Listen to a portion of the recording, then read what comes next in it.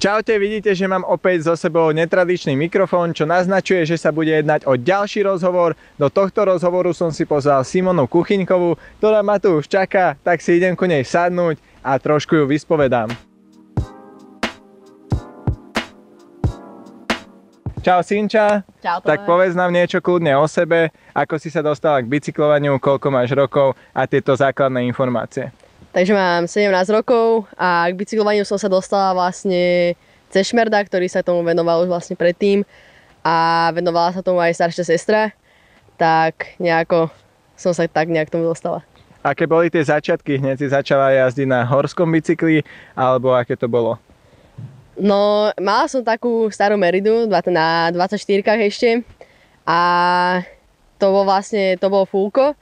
Takže to boli také moje začiatky na trailoch, predtým som mala nejaké to HTčko a tak. Začala som jazdiť maratóny, to boli vlastne také prvé závody a potom neskôr vlastne po trailoch a tak.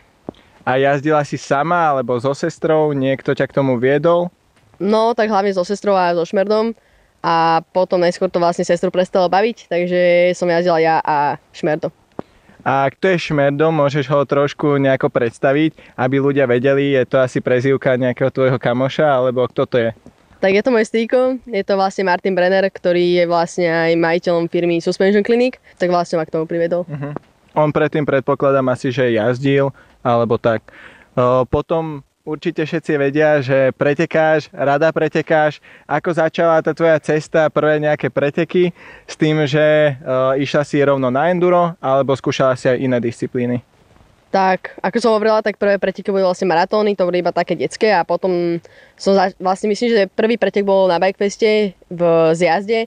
Som mala ešte takého starého Zjazďaka, takého Intensa a rajdy to malo nie takto ako normálne, ale práve otočené, pretože to bolo strašne vysoko, to ti potom ukážem fotku.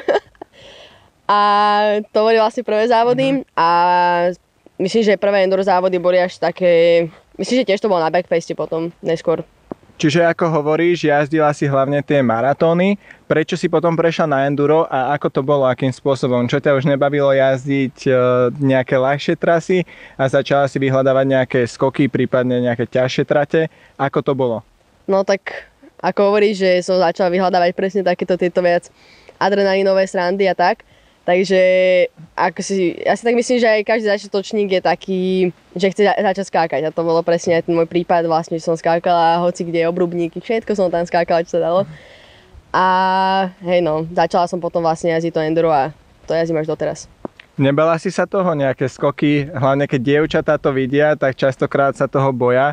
Vyslovene im to príde možno až nepríjemné, keď vidia nejaké skoky a takýto adrenalín.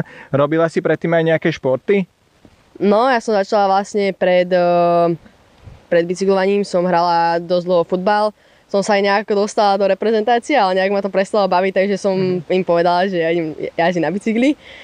Hrala som aj hokej, takže vlastne celkovo také by som povedala, že skôr chlapčenské športy, takže som bola tak nejak na to zvyknutá. A ten prechod, to som si tak neuvedomila, že vlastne, že by to bolo nejaké, že by to nebolo pre dievčatá, alebo tak. Už som to tak nejak brala, že podvedomo, že už som bola na to zvyknutá. Poďme naspäť k tej enduro disciplíne. Keď si začala jazdiť enduro disciplínu, hneď si začala aj pretekať, alebo trošku si najprv niečo natrénovala a až potom si išla na preteky?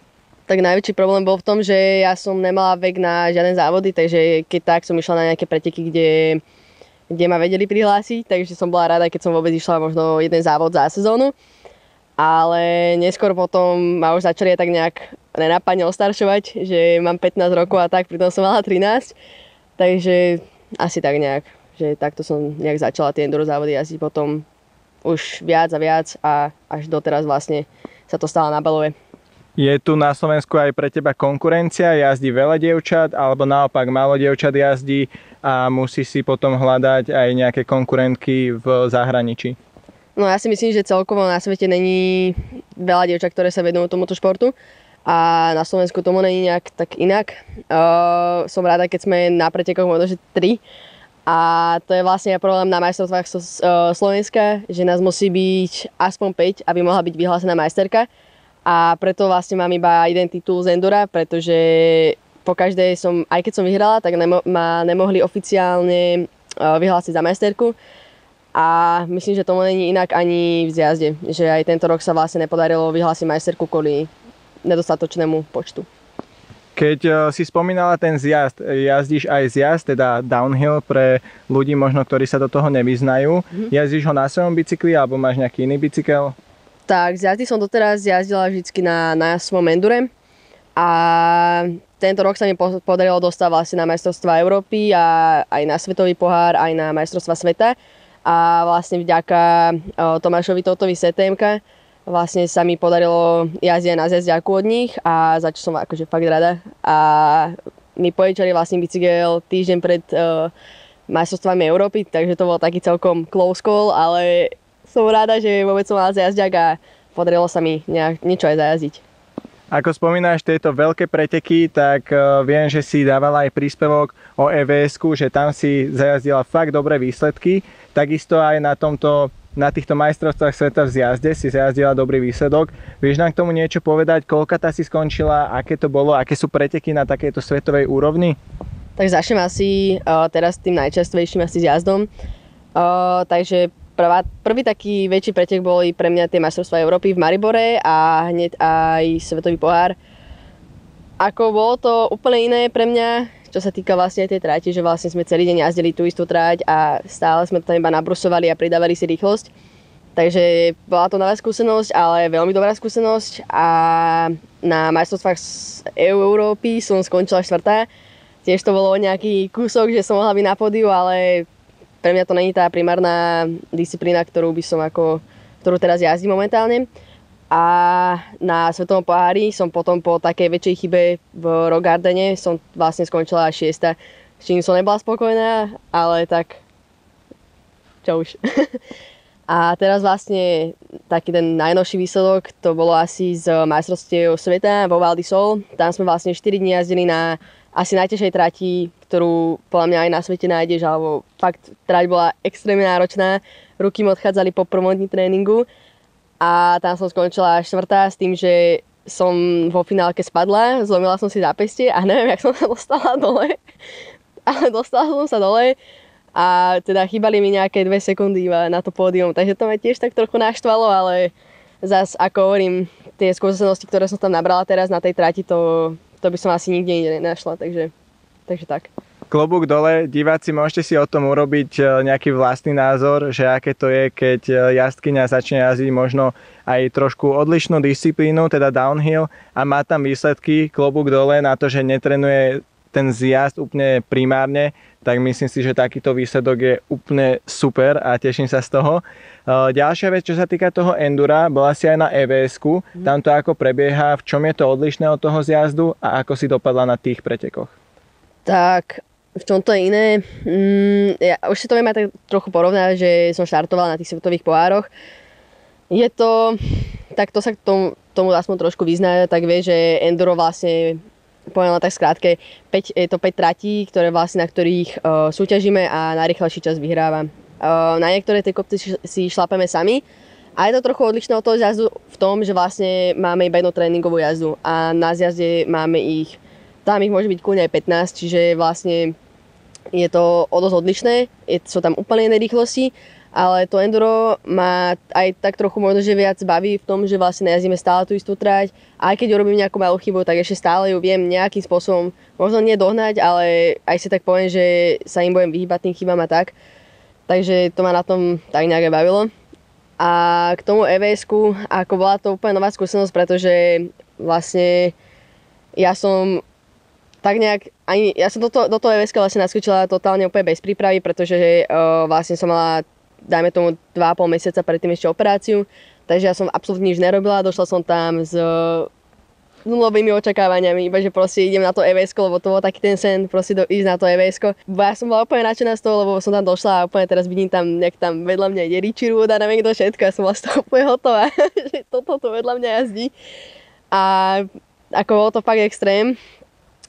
Celkovo to EVS-ko prebieha tak, že vlastne sme prišli, my sme si dali ešte prvé dni track walk, môže sa ísť a nemusí. Mne to aj celku pomohlo, lebo vlastne tým, že máme iba tú jednu tréningovú jazdu, tak aspoň som cca vedela, že do čoho idem a minimálne aspoň podklad som zistila. Potom sme vlastne mali prvý závod, tam sa mi podarilo vyhrať, čo som teda nečakala, ale bol to taký celkom boom. Ale som si hovorila, že dobre, vyhrala som, ale že ešte stále ma čaká ešte stále ten jeden závod v tom talianskom Latule, kde sme boli, ktorý sme išli potom v nedelu. A vlastne pred nedelou sme mali ešte taký, že pro stage, to je niečo ako... My sme dali jednu tréningovú jazdu a hned v ten deň sme išli ten závod. Ja som išla iba hore, dole, to bol tréning a išla som hore a išli sme závod. No a tam som dostala od domácej Talianky, som tam dostala asi 10 sekúnd a ja si hovorím, že toto nejde. Tak som sa tak nejak aj naspídovala, že som naštartovala a ďalší deň som už v prvej RS-ke, alebo teda na prvej trati som jej dala, myslím, že 20 sekúnd, tak si hovorím, že dobre, že som back in game. Tak som sa snažila nejako držať si tie náskoky a tak, lebo vlastne tam live timing, takže som vedela cca, že na čom som. A po každej RS-ke sme všetky vyťahli telefóny a pozerali sme, že jak sme na tom a vždycky som videla, alebo štartovala za mnou tie pohľady, že sa som ani nerozprávala, tak ja, že sorry no. Takže tak no. A nakoniec sa mi tiež podarilo to druhé kolo vyhrať, takže a to dokonca na defekte, lebo som v polovičke poslednej RS-ky dostala defekt a tak nejak som si stále počítala v hlave, že čo sa stane, keď ma predbehne.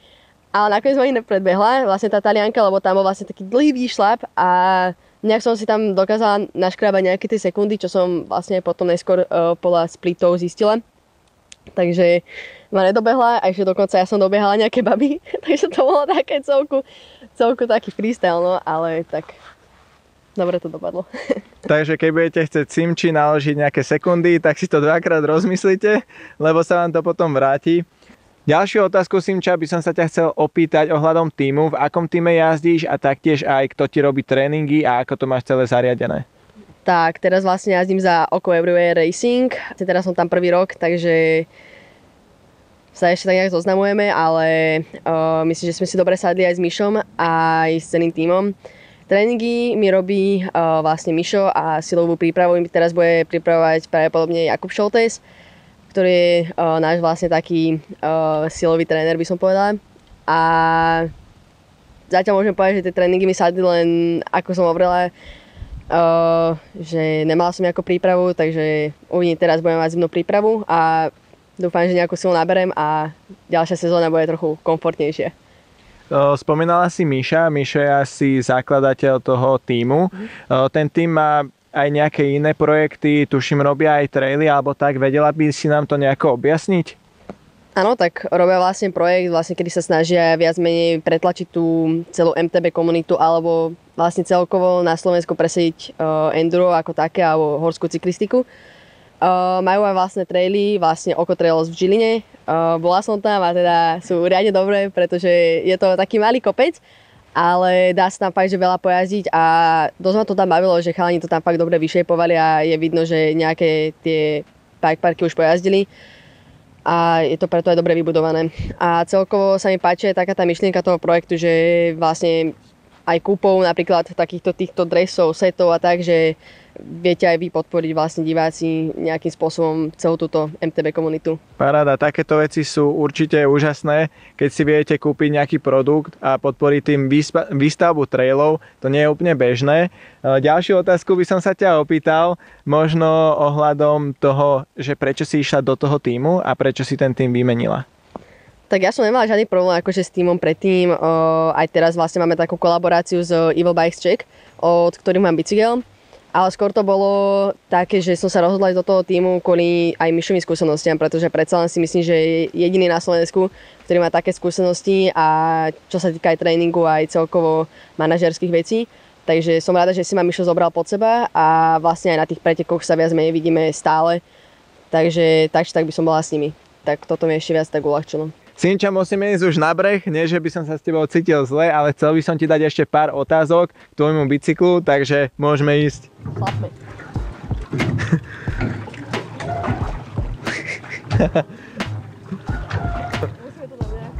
Simča, čo je to za bicykel, na akom bicykli jazdíš? Mne osobne sa tá farba naozaj páči, tak nám môžeš niečo o ňom povedať.